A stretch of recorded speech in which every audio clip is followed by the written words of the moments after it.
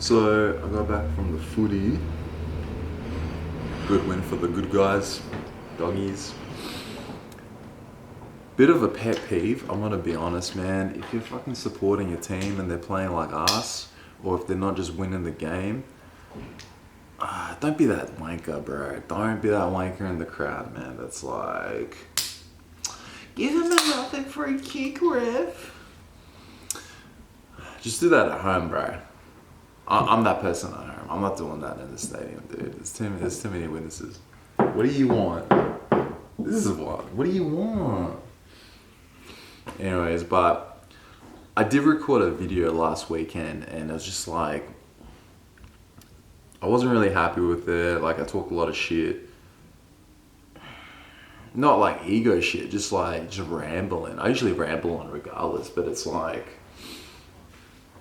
I don't know, I feel like if I had a bit more purpose when I talked, granted I was sober, I feel like I lose, I don't know. So I just wasn't happy with the result, if I'm going to be honest. But I did want to talk a bit of Jits because I didn't compete this week or this weekend coming up. I didn't compete last weekend. I do want to upload regularly, but then also like I've got thoughts about Jits. I always think about Jits, especially when. Dude, what do you want? Especially like, I've been having a pretty trying week mentally. Just last week I got sick. I don't know if you ever get sick and you just want to fucking train, and it's like you can't even like. I know when there's a way, David Goggins will be so pissed off at me if you heard me not trying my best. But it's like, dude, like being like bedridden, it just sucks. But yeah, like I finally was able to get back to the gym this week, and it's like, it's hard, man. It's hard. It's when you take a few days off, you just lose a lot of momentum. It just feels like all the brakes turn on. What do you want, mate? You want a feature? You want a feature? Look at it, mate. Look at that. But like, I was just thinking about it. I was talking to the boys, talking to Jados. I actually wrote some notes. Look at this. I'm writing notes because we were talking about watching Jits. Because honestly, I remember when I first started training jiu-jitsu, trying to watch jiu-jitsu was one of the hardest things because nothing looks familiar, you know. I feel like watching boxing, it's like the floor is a lot higher because everyone's shadow. Like I don't care who you are. If you're a dude, you've shadow boxed. You know, a little cheeky left right good night to the fucking ceiling. But like to understand the quote unquote sweet science, it's like, that's the beauty of it. Because like for us, you see a punch, you see a jab or a straight, it's like, okay, like I can kind of relate to it. But seeing how they're like setting things up, that's where the trick is. With jiu-jitsu, everything's foreign. Like guards, like the whole concept of guard from one thing, you know, like say for like,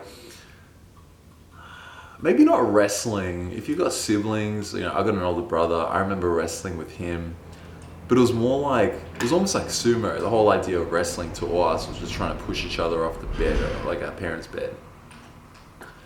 But like the idea of submissions or chokes, like I didn't even know you can choke someone now until probably high school, when actually my PE teacher told me about Royce Gracie. Because he mentioned the whole like formulation of UFC and all that fucking shit. But it wasn't until a couple of years ago when I actually decided to start training jiu-jitsu. And then I thought, where else then actually start watching jiu-jitsu? Because say for example this, I want to start playing basketball, I'll watch basketball.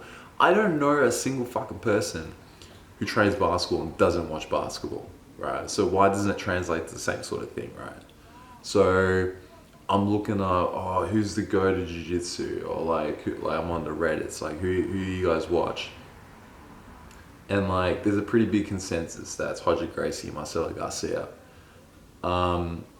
which is all completely valid. Not only that, like, they're arguably the goats, but also like their games are super fundamental. Nothing like too flashy to comprehend, like not comprehend.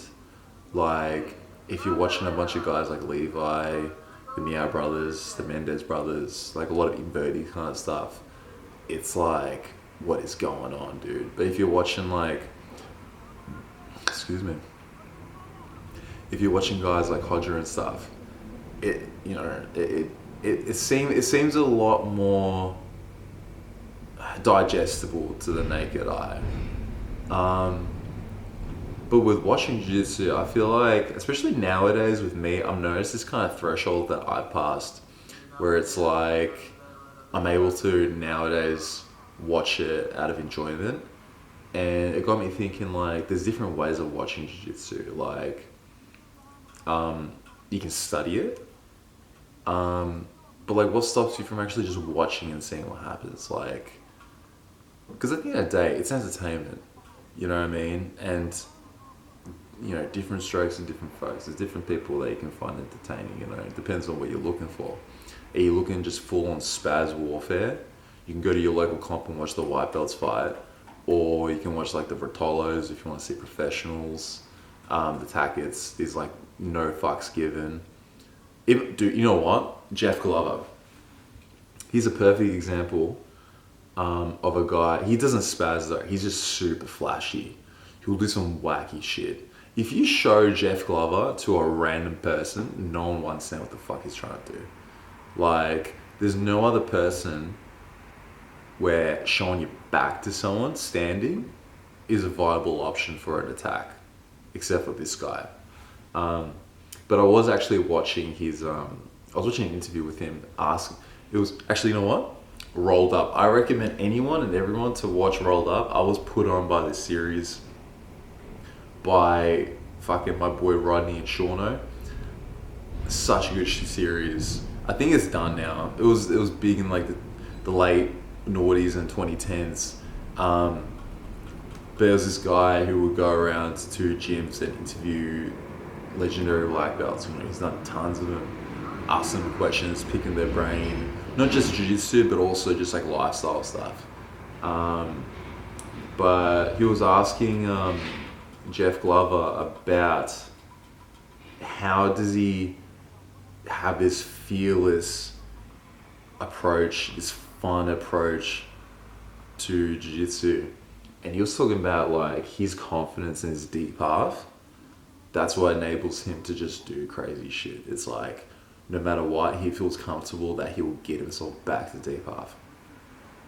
And I just thought that was super interesting. I feel like if you haven't checked it out, check it out. Just, you know what I mean? You definitely learn a lot about these people. They're not just athletes, they're fucking people, man. But yeah, when it comes to watching jiu-jitsu, I do have a specific type of style that I'm looking for. Mostly because the style that I'm trying to emulate is technical, guardy kind of guys, you know, like somewhat flexible, not too mobile. Otherwise, like, say for example, Michael Lange, right? He's probably got the greatest guard. Like his spider guard is like stupid, but it's like, bro, I don't have flexibility like that. So it's kind of like, you know, it's hard for me to watch him. That's the same reason why I don't really watch Hodger too much, because even though his guard is super fundamental, he probably has the greatest close guard. He's such a big dude. Even against his opponents who are all big dudes, he always towers over them, and he's super long. And I'm like longish, but I'm not a long guy. You know, literally, if I eat one too many pizzas and drink one too many beers, and I have to compete in the weight division above, I lose my length advantage. And that's something I'm very susceptible to doing because I love food. I got a really unhealthy fucking relationship with food. But guys like Keenan for his, like, he's a flexible guy too, and he's lanky, but mostly for his creativity. Like the way he uses the gi is like super unorthodox. but it comes from a place of um what are you doing, mate? What are you doing? Fire out. Like, he finds it from conventional positions, but then he makes them unconventional. It's just really cool stuff. Just like the way he ties people up. To me, that's like super interesting. You know what I mean? It's like he's pushing the boundaries of what you can do with the gi, you know? Um, like one of my favorite things talking to Rodney is like, you got a gi, use it. You know what I mean? Um, Otherwise, yeah, Michael Lange, Romelu Bahal, he's probably my guy. Because not only is his spider guard elite, but his spider guard is also super conventional. It's not like too like inverty. Like I can invert, but it's like it's not too demanding or what like of like attributes. But he's also a really good passer too. His knee slice is really beautiful. Um, and also Broly is a cool guy too. Um, they're just all super creative guys, both gi and they're gi and no gi guys. You know what I mean? Like, I'm looking at more so styles and accolades because if that's the case, everyone will try to follow the same carbon copy footprint. Like, you know what I mean? It's like I don't know. Some people are built for certain styles. You know, like I don't know. But yeah, watching Jits, being entertained is one thing.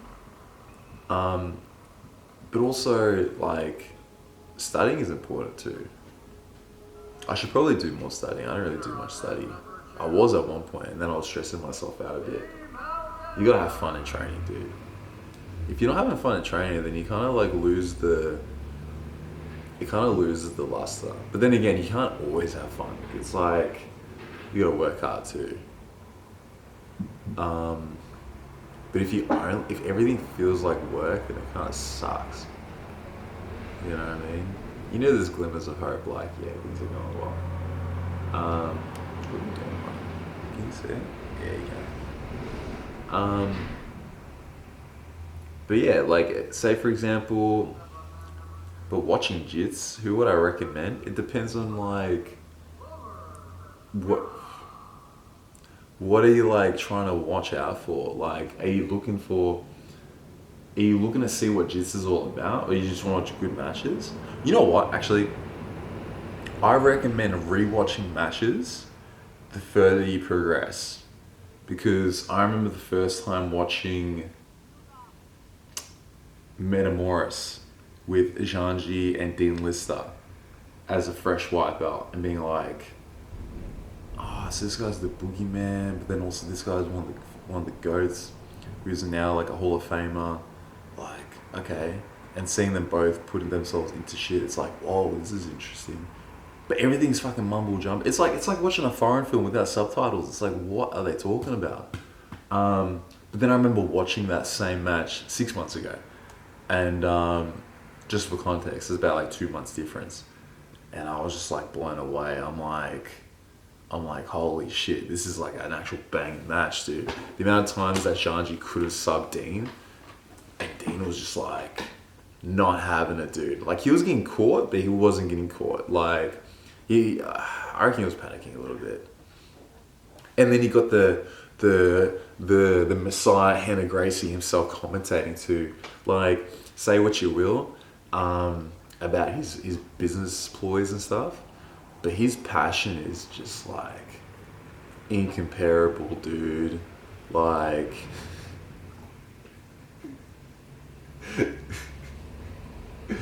he's he's he was actually one of my first proper exposures to jiu-jitsu, like watching wise, because like they had the Gracie breakdown videos everywhere, and like he sucks you in with the advertising bad, dude. Like you cannot compare him when it comes to advertising. How I feel about, like, I do give him his flowers because he is really good at jiu-jitsu, and he's good, but it's like you know where his priorities are, so it's like I'm more about the art of it, dude. But You know, some people are more about the business, and it's like, hey, more power to you, but it's not for me, man. Um, but when it comes to watching when you first start, it's like, yeah, Hodger, Marcelo. I'll put Janji up there too. Um, I'll tell you what though, you gotta chuck Bernardo in there too, man. Because even though he's the deep half guy, the over under guy, dude, as soon as he passes and sweeps, bro, like he wants the finish.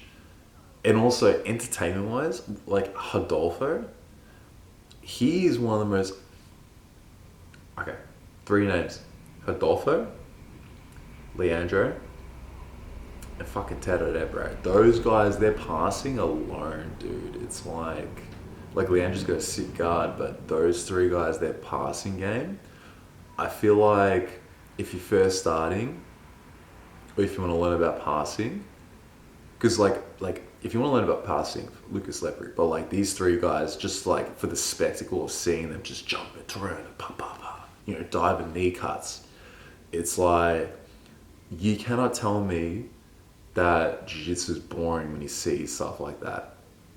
If you see stuff like that and you think jiu-jitsu is boring, then maybe it's not for you, or maybe you eventually you'll get it.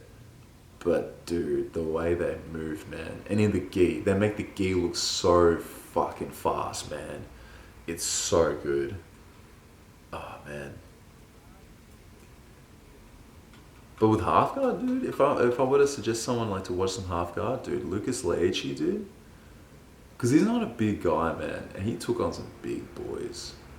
You know what I mean? He wasn't a high finisher submission wise. You know what I mean? But it's not always about that, dude. You know what I mean? What are you doing in the matches?